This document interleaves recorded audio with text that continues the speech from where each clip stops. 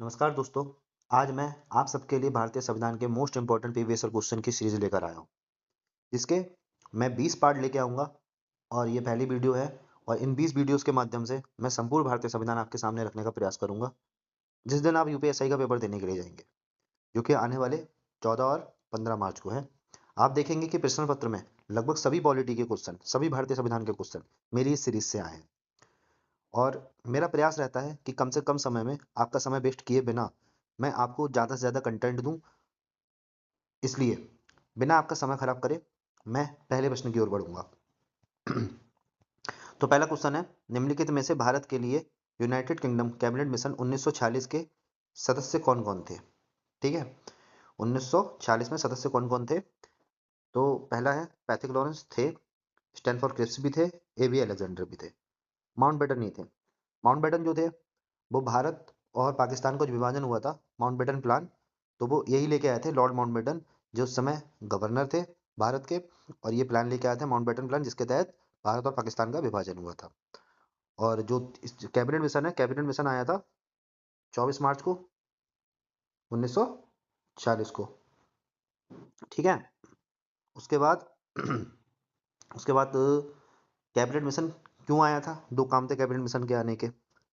पहला था अंतरिम सरकार और दूसरा था संविधान सभा। क्या चीज? संविधान सभा। तो ज़्यादा नहीं खींचेंगे। एक चीज़ और बताना चाहूँगा, अगर आपको नाम में कंफ्यूजन रहता हो इन तीन सदस्यों के, तो आप उसको पीएएस करके याद कर सकते हैं। P for Pethick Lawrence, A for A V Alexander, S for Stanford Cripps. ठीक है, आगे बढ़ते हैं।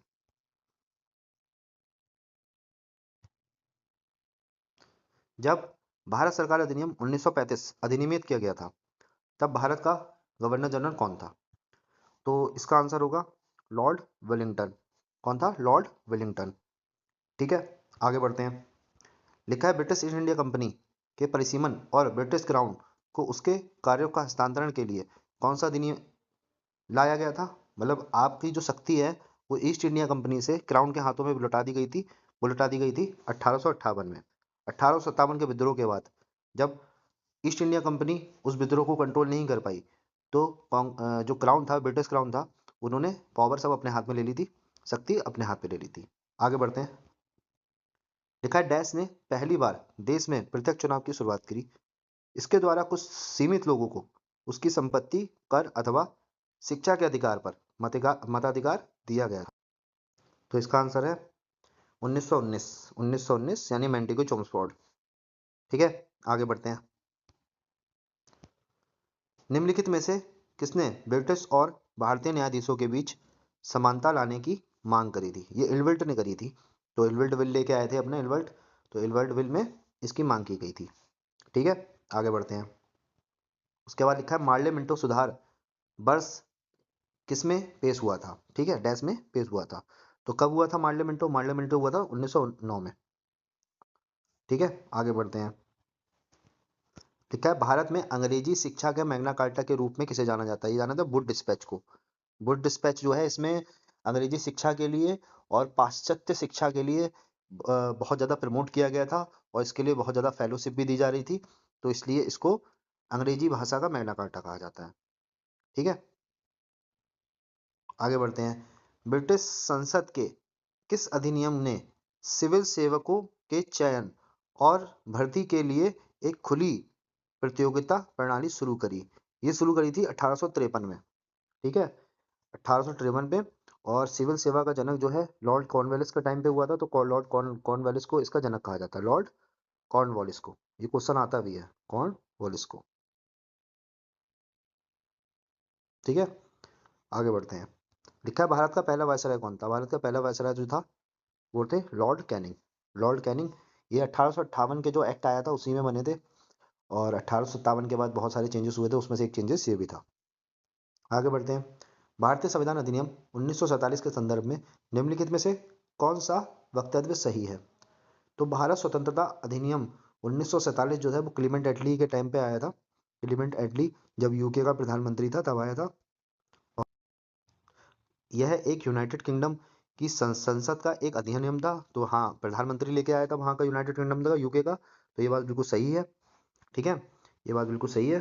और इस अधिनियम का एक प्रमुख प्रावधान था कि ब्रिटिश संप्रभुता संपन्न अधिराज्य भारत एवं पाकिस्तान में विभाजन करना। हाँ, ये बात भी बिल्कुल सही है। और ये विभाजन जो है वो माउंटबेटन योजना के तहत किया गया था, जो कि मैं शायद बता भी चुका हूँ इसी वीडियो में। ठीक है, तो दोनों ही सही है, तो इसका आंसर आ और बा दोनों सही हो जाएगा। आगे बढ़ते हैं। लिखा है 1919 में भारत सरकार अधिनियम के पारित होने के समय सचिव कौन था? तो पहले तो आप ये समझो कि 1919 में एक थे ये जो अधिनियम जो है आया था, इसको क्या कहा जाता है? मेंटिग्यू और चेम्सफोर्ड कहा जाता है। मोंटिग्यू और चेम्सफोर्ड कहा जाता है। तो इसमें जो मेंटिग्यू के थे वो तो सचिव थे, और जो जे थे चेम्सफोर्ड वो गवर्नर थे। तो ऐसे ही मार्ले मिंटो भी है। मार्ले मिंटो में भी यही है कि पहला वाला नाम जो है वो सचिव का है और दूसरा वाला नाम गवर्नर का है। तो ये चीज भूलना मत, इसमें कंफ्यूजन नहीं रहता, दोनों में सेम ही हिसाब है। ठीक है, चाहे मार्ले मिंटो की बात कर ली जाए, चाहे मेंटिको चेम्सफोर्ड की बात की जाए, कि पहला वाला नाम आपका सचिव का है, दूसरा नाम गवर्नर का है। आगे बढ़ते हैं। भारत में ईस्ट इंडिया कंपनी के व्यापार एकाधिकार को समाप्त करने के लिए किस अधिनियम का गठन किया गया था? तो हाँ, ये किया गया था 1813 का। यहीं से ईस्ट इंडिया कंपनी जो थी उसके व्यापार का एक अधिकार समाप्त कर दिया गया था। पर ये जो था वो आपका चीन के साथ अपना व्यापार समान रूप से चला रहा था। ठीक है, बाकी एक अधिकार समाप्त कर दिया गया था। ठीक है, आगे बढ़ते हैं। 1857 का महाविद्रोह, महान विद्रोह के दौरान भारत का गवर्नर कौन था? लॉर्ड कैनिंग, जैसा कि मैं बता चुका हूँ। इसी के बाद 1858 में से वायसराय बनाया गया था 1858 के अधिनियम के तहत। ठीक है, आगे बढ़ते हैं। निम्नलिखित में से किस अधिनियम को मेंटिको चेम्सफोर्ड सुधार, अभी बात करी 1919। ठीक है, आगे बढ़ते हैं। और ये जो मेंटिको चेम्सफोर्ड 1919 और 1909 बहुत इंपॉर्टेंट है। 1835 1935 बहुत इंपॉर्टेंट है। ठीक है, आगे बढ़ते हैं। 1909 भारतीय परिषद अधिनियम को किस रूप में जाना जाता है? 1909 भारतीय परिषद अधिनियम को जाना जाता है मार्ले मिंटो। अब ये भारतीय परिषद अधिनियम में लिख के आ जाता है, भारतीय सरकार अधिनियम में लिखा जाता है, भारतीय शासन अधिनियम में लिख के आ जाता है, मार्ले मिंटो सुधार भी लिख के आ जाता है। तो आपको मेन जो ध्यान देना है वो 1909 पे देना है और मार्ले मिंटो पे देना है। इसी हिसाब से सभी का सीन है, सबका सीन सेम है, किसी का कुछ अलग सीन नहीं है। ठीक है, आगे बढ़ते हैं। निर्देशक तत्व वर्ष 1935 के भारत सरकार अधिनियम में उल्लिखित से मिलते जुलते हैं। नीति निर्देशक तत्वों की बात हो रही है, जो कि निर्देशों के साधन से मिलते हैं, क्योंकि अधिकार पत्र से नहीं मिलते हैं, मेघालय से तो कतई नहीं मिलते हैं, उद्देश्य पत्र से उद्देश्य संकल्प से कभी नहीं मिलते हैं। तो एक ही बचा निर्देश। ठीक है, आगे बढ़ते हैं। लिखा है, सही कर लेते हैं एक बार, एक मिनट, ये वाला हो चुका था। हाँ, हाँ। तो ब्रिटिश ईस्ट इंडिया कंपनी द्वारा विधवा पुनर्विवाह अधिनियम किस वर्ष पारित किया गया था? तो ये 1856 में पारित किया गया था। डलहौजी का समय था, और डलहौजी के समय में ये पारित किया गया था। ईश्वर चंद्र विद्यासागर के प्रयासों के दौरान इसके प्रयासों से इसका लागू किया जाना संभव हुआ था। ठीक है, आगे बढ़ते हैं।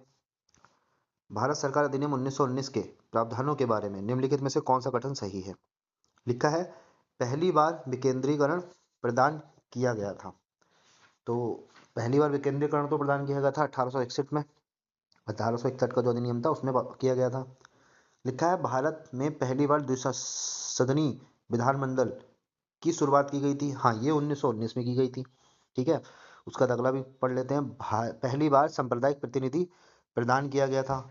सांप्रदायिक प्रतिनिधि प्रदान किया था 1909 में, यानी मार्ले मिंटो में। और इसमें चौथा वाला है कि इसमें भारत में पहली बार सिविल सेवा को बताया था, क्वेश्चन में भी था 1853 में। ठीक है, आगे बढ़ते हैं।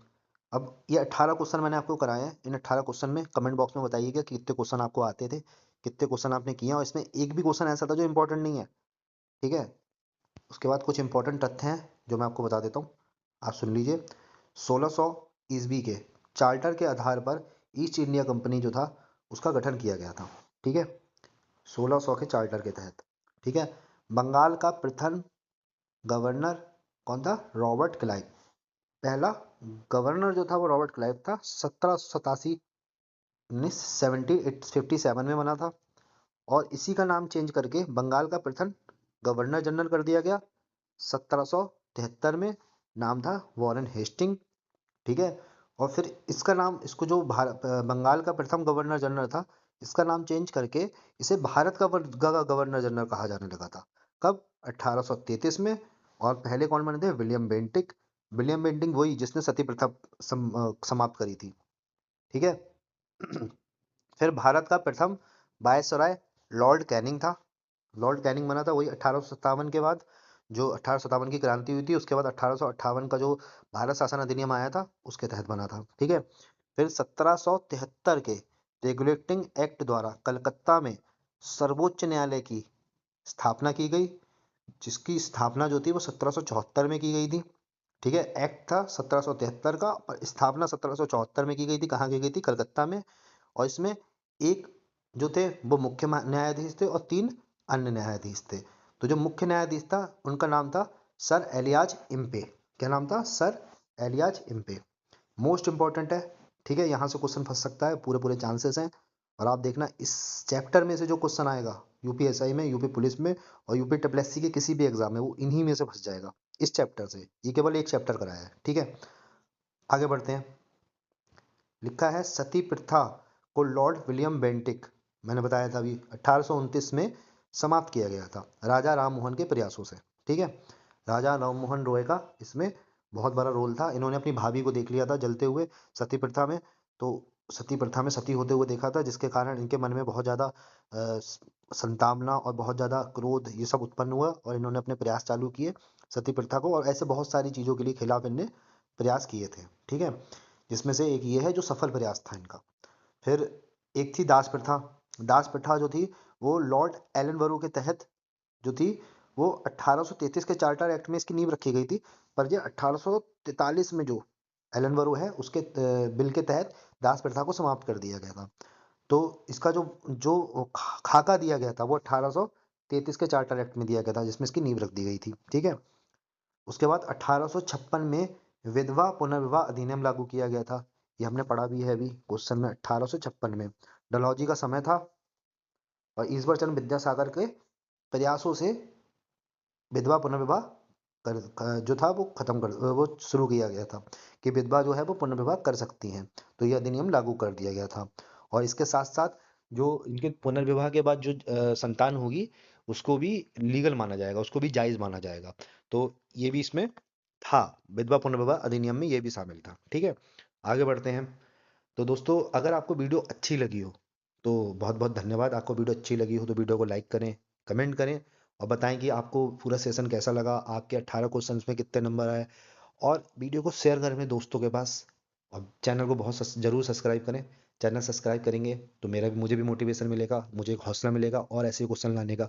और मैं आपको विश्वास दिलाता हूँ कि ये जो चैप्टर मैंने कराया है, इस चैप्टर से एक भी क्वेश्चन इसको करने के बाद बाहर नहीं जाएगा, ठीक है। क्योंकि मोस्ट इंपॉर्टेंट क्वेश्चन मैंने आपको सब सब करा दिए, लगभग सभी करा दिया है। और अगर मैं बिल्कुल सभी करा दूंगा तो फिर उसका कोई मतलब नहीं बनता। अगर बिल्कुल सभी करा दूंगा तो वो तो आप खुद ही पढ़ लोगे, सभी ही पढ़ना होगा तो आप ही पढ़ लोगे। तो मेरा काम यहाँ पे है कि मैं आपका क्वेश्चन फंसाऊं। और आपको विश्वास ना हो कि मैं क्वेश्चन फंसाता हूं तो आप मेरे शॉर्ट्स में जाके देखिएगा। सीटेट का पेपर था परसों, आ, कल कल था और आज था। और मैंने परसों 2 शॉर्ट्स डाले थे। एक शॉर्ट्स में से कल सुबह वाले पेपर में 4 क्वेश्चन फंसे हैं, केवल एक 15 सेकंड के शॉर्ट से। तो इस तरह आप समझिए कि मैं पूरी एनालिसिस करने के बाद क्वेश्चन निकालता हूँ और वो क्वेश्चन फंसते हैं। और आप देखेंगे कि इस सीरीज से क्वेश्चन जरूर फंसेगा। इस 20 क्वेश्चन में 16 क्वेश्चन यूपीएसआई में आते हैं। यूपीएसआई को मैंने इसलिए एड्रेस किया है इसमें क्योंकि यूपीएसआई का एग्जाम सबसे नज़दीक है। और मैं विश्वास पात्र हूँ या नहीं हूँ ये आपको पता लग जाएगा यूपीएसआई के पेपर में ही। और देख लीजिएगा 16 में से बहुत हद, अगर कोई क्वेश्चन नहीं फंसेगा तो 15 क्वेश्चन तो फंसेंगे ही फंसेंगे, एक क्वेश्चन नहीं फंसेगा, या बहुत ज्यादा हो गया तो 2।